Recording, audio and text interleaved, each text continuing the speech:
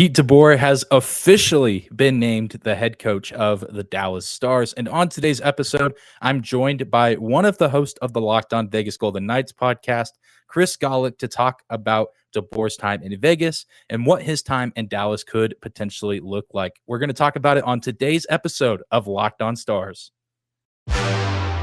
Your Locked On Stars, your daily podcast on the Dallas Stars. Part of the Locked On Podcast Network. Your team every day.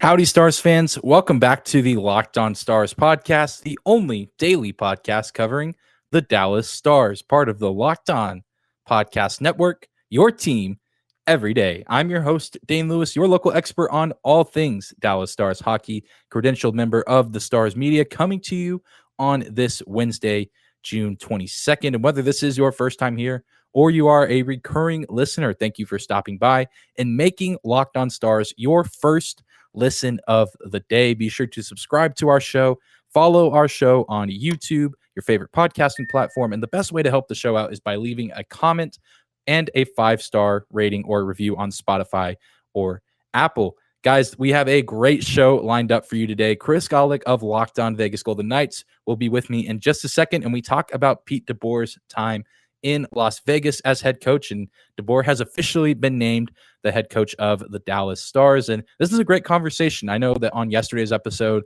I flashed a lot of hesitancies and red flags, and maybe a little bit of a disliking of this hire, but as time has gone on, and especially after this conversation with Chris, I'm feeling a little bit more optimistic. But let's not hesitate any longer. Let's get into today's crossover episode between Locked On Stars and Locked On Vegas Golden Knights. Welcome in, everybody. This is Dane Lewis of the Locked On Stars podcast, joined now by one of the hosts of the Locked On Vegas Golden Knights podcast, Chris Gawlik, here to talk a little bit about the Stars' newest head coach hire. But Chris, how are you? It's been a minute since we've talked. Thanks for coming on the show. Life is good. It's been a very interesting off-season here in Las Vegas between a coaching change here, obviously, a welcome Bruce Cassidy, of course, and just trying to digest everything and kind of getting ready for the craziness of compiling a new VGK roster that's going to be salary cap compliant. So, yeah, fun times ahead. Yeah, and before we kind of jump into the DeBoer talk, I do kind of want to pick your brain a little bit and just get your opinion on the Bruce Cassidy hire. I think it was kind of a shocking development whenever he was fired from Boston. They had a pretty good season, seemed to be, in good shape, all things considered. 7-game series against the Canes is, nothing to be ashamed of. That's a good team in Carolina. But what were kind of your thoughts when Cassidy came over to Vegas after, kind of getting this nasty ending in Boston? Yeah, I mean, I would say the same, what you said. It was certainly a surprise and was not expected to see Cassidy out. I mean, you look at Cassidy's history, he is as homegrown as it gets. We have a visitor here, I see. He is as homegrown as it gets. Started basically with Providence, worked his way up to the Bruins.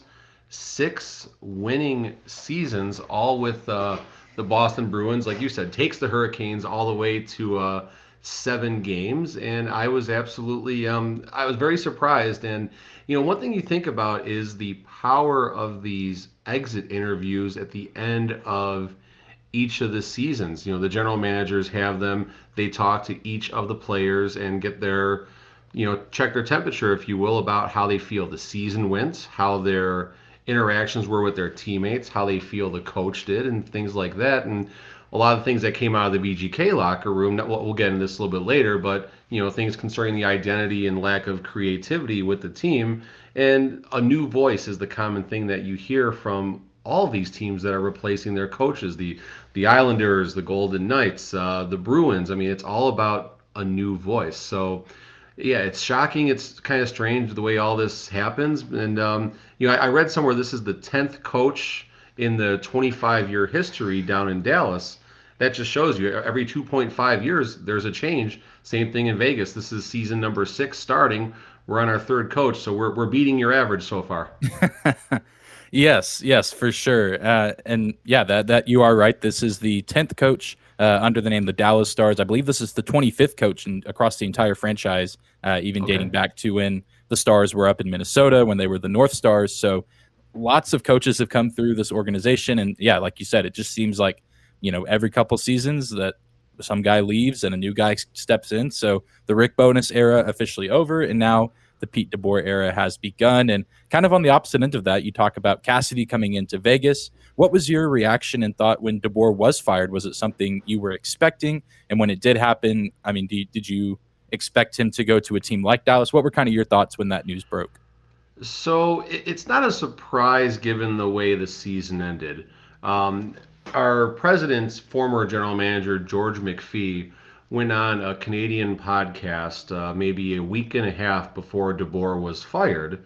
Didn't mention much about DeBoer, but he did mention over and over and over about the 500 plus man games lost. And he went on to say, you don't want to make an excuse. You can't offer excuses, but it's fact. It's happened, and you have to measure that when you're considering everything that happened. Everyone in Vegas, I mean, obviously we're homers, but we felt this was a potential Stanley Cup competing roster, and we've had deep runs in each of the last two seasons, conference finals or equivalent with the weird divisions last year that we had. So the expectations in Vegas were Stanley Cup final or bust.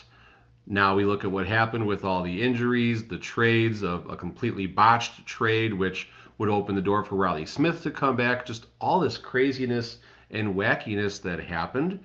How much of this falls on Pete DeBoer? I don't think enough of it falls on Pete DeBoer. I'm okay with the new voice. I'm okay with the change that was made. But after evaluating and really listening extensively to what George McPhee had to say, I really felt that there was going to be one more go-around with Pete DeBoer as the coach, and I would have been very okay with that. I think Pete DeBoer has been a part of what this roster was built around, his style, and the plug was pulled on that plan, so to speak, and I understand that too.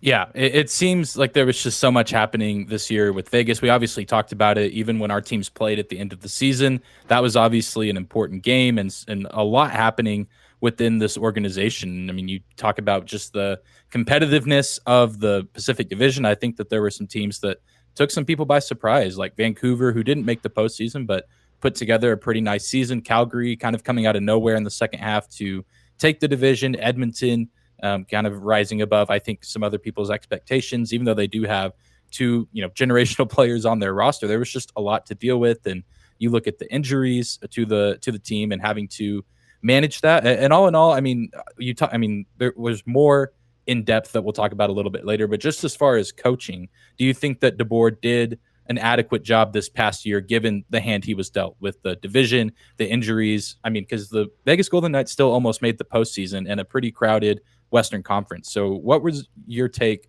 on just his coaching this past season? It's hard to give just a good, bad, or rate him on a 1 to 10 scale of his performance, because VGK was in the running for the playoffs and leading the division all the way into parts of February. And the team was never at full health. Definitely the team was at better health down the stretch than they were in those other stretches when they were in the playoff run, and losing just an inexcusable game at home to the San Jose Sharks, which basically took the fate or the control out of our own hands. I mean, the goal was obviously to beat the Sharks on that Monday night, go into Dallas and take care of business and basically be in the driver's seat, and then we would have come back to a bit better health, if you will, magically when the salary cap goes away, of course, mind you. But we would have had better health going into the playoffs. And I think everyone here in Vegas just said, listen, let's get in there. Let's find a way in. And I think we're going to go bonkers if we do get in there.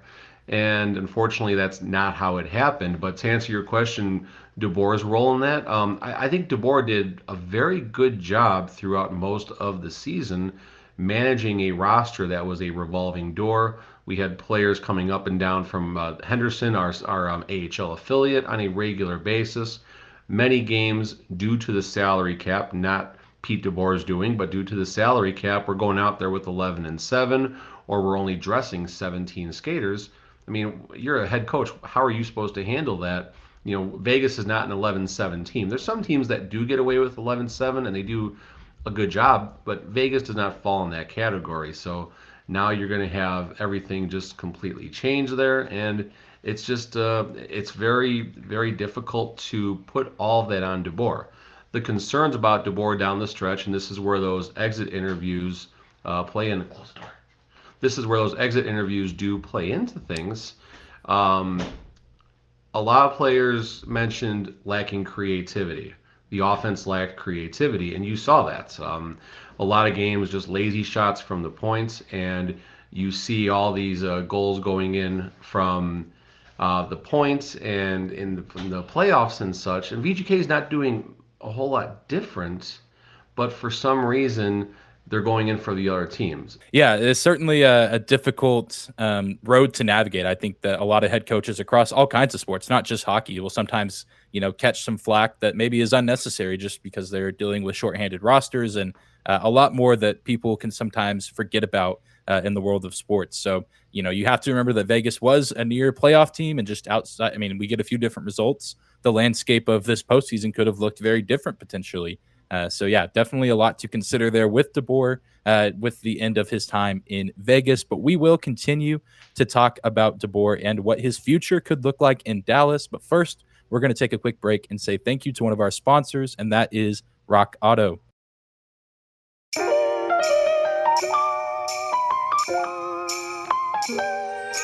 With the ever-increasing numbers of makes and models, it's now impossible for your local chain auto parts store to stock all the parts that you need. Why endure often pointless or seemingly intimidating questioning and wait while the person behind the counter orders the parts on their computer while they choose the only brand that their warehouse happens to carry? You have computers with access to rockauto.com at home and in your pocket. Save time and money when using Rock Auto. Rock Auto's prices are reliably low for every customer, and they've been serving do-it-yourselfers for over 20 years. They have everything that you could possibly need for your car or truck, including brake parts, tail lamps, motor oil, and even new carpet. Go to rockauto.com right now and see all the parts available for your car or truck. Write Locked On in their How Did You Hear About Us box so they know that we sent you. Amazing selection, reliably low prices, all the parts your car or truck will ever need at rockauto.com.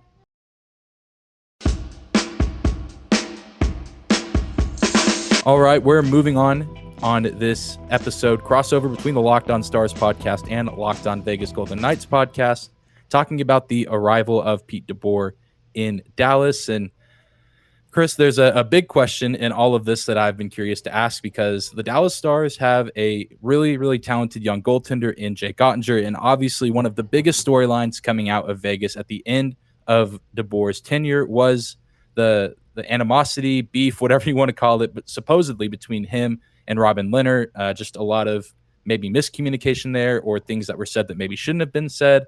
In your eyes and the way that you watch things unfold, what was kind of your read and take on the whole Robin Lehner situation with his injury and the way that DeBoer seemed to respond to all that? A lot of unanswered questions heading into the offseason, and I noticed Robin Lehner reactivated his Twitter account, where he can certainly be a bit outspoken at times, not too long after the season ended, maybe a little bit before. And one of these days, I think he's just going to let out whatever is on his mind with all of that. So to rehash my perspective of what happens, Robin Lehner, injuries for basically the entire second half of the year. As he was trying to come back, it just did not look like himself at all down the stretch. I think the guy is a warrior. I think he gave everything that he had. So going back to that game against the Caps, it's a 1-1 game, or a 1-goal game going to the second period. However, Lehner let in 2 goals, one that was disallowed, thankfully, to an offside. Lehner gets pulled all of a sudden in favor of Logan Thompson, who has been playing lights out. Logan Thompson goes on to win the game. Golden Knights win, and it puts them in a much better spot for the playoff run, winning a game where they probably should have lost, given just the Caps are just were a much better team throughout the regular season than the Golden Knights were. So after that game, not long after that game, it comes out Robin Lehner is going to have basically it's you don't like the way I'm playing, so I'm going to have my season-ending surgery right now, and we'll see you next year. I also question the decision to pull Lehner, like why exactly he was pulled. And me and Tony, more Tony than me, but I'm on the same thought process, I guess you can say, as Tony. I certainly understand and feel that at times there is going to be front office manipulation or interference, as we've called it. I would not be surprised if not just in that circumstance, but other games down the stretch, or maybe even in DeBoer's time in Vegas, if McPhee or McCrimmon would have not basically picked up the bat phone and said, "Hey, make a change. Bring the lefty in. That sort of thing." I would not be surprised. So I don't know how much of that falls on DeBoer. DeBoer did make some comments regarding Lehner, and basically at times, you got to have the best goalie on the ice, and not bus rolling Lehner, but doing what a coach is supposed to do, and basically calling out without directly saying you're not playing well or you're playing bad, things like that. So I don't know if the relationship between DeBoer and Lehner was unrepairable. Number one, I think they're both professionals. They've been at their respective games for a long time, and I'm sure many times coaches and players have butted heads and had people that they don't necessarily have a perfect synergy with. But when you have 35 plus skaters and you throw in the AHL call ups and stuff like that, especially in the playoffs, that's a lot of personalities and a lot of financially successful personalities, if you will, all inside of one room. And in this case, a lot of kids, a lot of youth versus the grandpas that the coaches are, and there's a 30-year-old age gap. You can definitely see some butting of heads. So I don't think the handling of Robin Lehner, as far as Pete DeBoer is concerned, was that bad. I think the Fleury situation is probably a little more notable, and I could understand a little more why, Alan Walsh tweeted out the bloody sword in the back of Robin Lehner with DeBoer's name on the handle. That I get. But as far as the relationship with Lehner, I don't see anything that bad with respect to Pete DeBoer's handling. Yeah, we've certainly seen, more explosive situations between coach and player across sports, even in the NHL. So, definitely not the worst relationship that we've ever seen. But I know it was a lot of people's concern with, even a week ago when Elliot Friedman was tweeting the rumors that DeBoer was going to be the next head coach in Dallas. People were, and of course, there's always going to be overreactions to any news like that. But, there's people saying that Jake Ottinger's not going to re-sign, that he's going to want to go somewhere else. And, he's not John Tortorella. Relax, folks. Relax. Yeah, and that I fall in the spectrum of that's not true. That Ottinger obviously has done well here in Dallas. The fans love him. The front office, I'm sure, loves him and is working to get a deal signed sometime this summer. And I think that mistakes may have been made with Robin Lehner, and hopefully, like you said, DeBoer is a professional who's been in this league for a long time, and you don't keep getting hired if you're doing stuff wrong. So he's obviously done some things right, and like you said, made the conference finals a handful of times with the Vegas Golden Knights, and lost to Dallas and Montreal, back-to-back teams that ended up in the Stanley Cup finals. And even before then, with some stints in New Jersey and San Jose, made a Cup finals appearance, one of those with Joe Pavelski. So we'll get that, reuniting this season. Maybe there's a little bit magic left with Pavelski, getting as old as he is, or old for a hockey player. I know he's in his late 30s, and I think that there's, always going to be overreactions to that kind of stuff. So was just curious on your 2 cents there, because I know a lot of fans are concerned for Ottinger, even though he hasn't really shown any signs of injury yet, thankfully, being as young as he is. So certainly glad to get a little bit of clarification there, and hopefully that eases the Stars fans' minds a little bit, and probably mine as well, that he and the other young players on this team are probably not in as much quote-unquote danger as we originally thought. But, we talk about the whole goalie situation, but to kind of continue, I guess, with the negative side of DeBoer, and we'll, of course, talk about the positives a little later. What are some other hesitancies that you would say, be sure to watch out for this, or this could happen with DeBoer as head coach of the Stars? What are some warnings that you would give out to Stars fans that we could be seeing with him behind the bench? I don't know about warnings necessarily. I mean, he's a very accomplished NHL coach. 2008 breaks in with Florida. And then he goes to New Jersey right away in 11-12, gets to the Cup final. Goes to San Jose in 15-16, his first season, goes to the Cup final. Comes to Vegas, replacing a coach, mind you, and we make it to the conference final. And then, he's going to be just fine. He's a professional. He's been doing this very well for a very long time, which explains why Dallas is giving him a pay raise over what VGK was giving him. The concerns, we can certainly talk about a few things. Going back to when we first hired Pete DeBoer, the series against Vancouver in the bubble, that was the first time my radar went up, that there was going to be some concern about possible lack of scoring.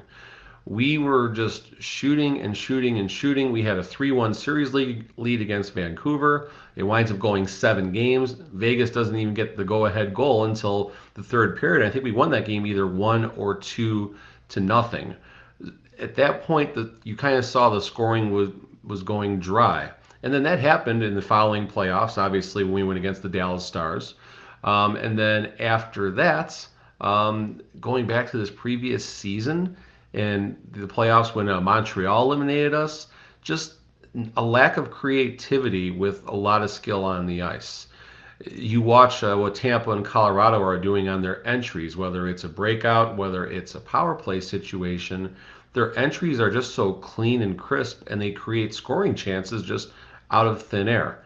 VGK seems to be confident getting 40 shots a game, but 34 of those shots are low percentage shots from the point with little traffic in front of the nets. VGK is not a crash the net type of team. There's a lot of skill amongst our top 6, cycles, working the puck behind the net and things like that. You just didn't see as much of that. And going back to the exit interviews I mentioned a little while ago, the players were very quick to mention this team lacks an identity. The coach determines the identity, in my opinion. The coach is going to create, their strategies, their playbook, and from that is where the identity will be born. So lack of identity and lack of creativity. Again, like I said, our top 6 was stellar, and our line 3 was even pretty solid, having William Karlsson and Evgeny Dadonov down there.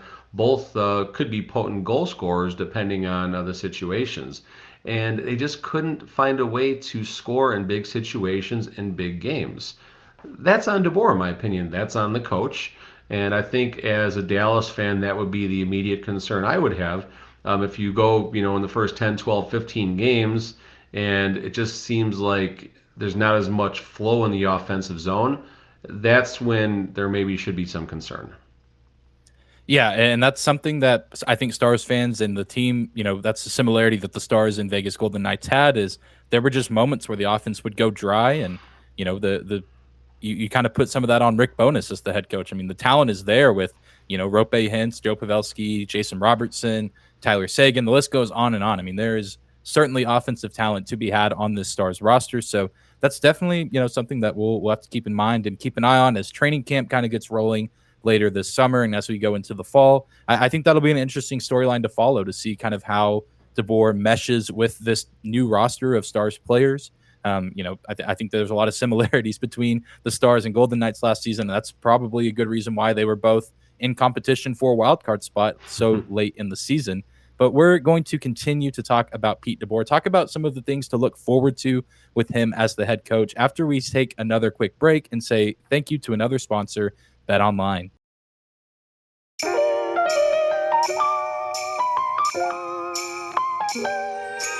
BetOnline.net is your number one source for all your betting needs and sports info.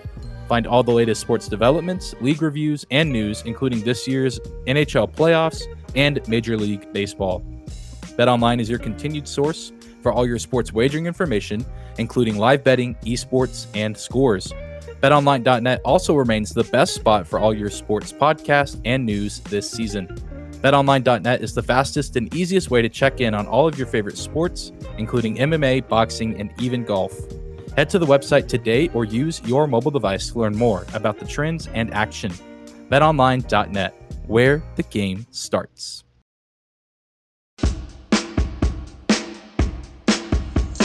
All right, Chris, to kind of get us closed out on today's crossover episode between Locked On Stars and Locked On Vegas Golden Knights, we just talked about some of the potential red flags or hesitancies with Pete DeBoer as head coach. But with every head coach hiring, you have things to be maybe on the lookout for in a negative way, but there's also always going to be things to look forward to. So in your eyes and in your opinion, from what you saw during DeBoer's time as head coach in Vegas, what are some things that Stars fans can look forward to with him at the helm starting this season?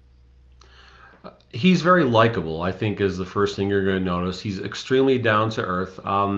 I met him weeks after he was hired. Every year they do an event called Night to Remember here in Las Vegas. Big charity type fundraiser gala where the players and coaches are just kind of basically roaming around in a very loose environment, not a lot of people, so it's a very intimate, if you will. And I remember just spending a few minutes with DeBoer, and I asked him, what are his impressions of Vegas, and how is it different now that he's on our side versus coming in as a visitor? And he joked it was nice not finally coming here and not getting his blank blank blank kicked.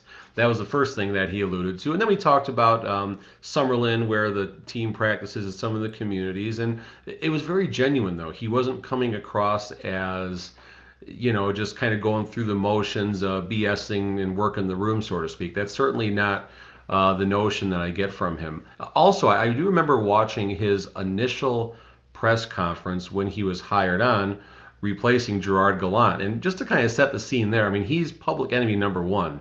Thinking about the movie Anchorman, Ron Burgundy, when he's not at one of the broadcasts, I think he's wherever he is.